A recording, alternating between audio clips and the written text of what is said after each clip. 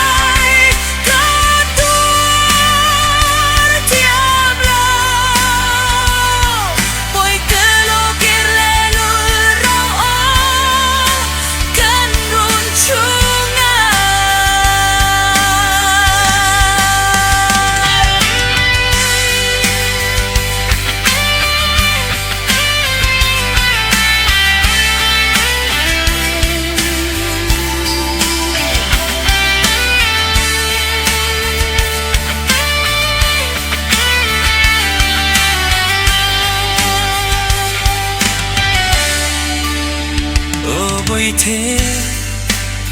y ring nun calcium cong dao hi càng ngày ngâm lô ô bôi thế y ma chang tur lung lo ram hi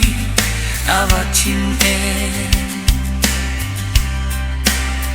boral na letira en korwama i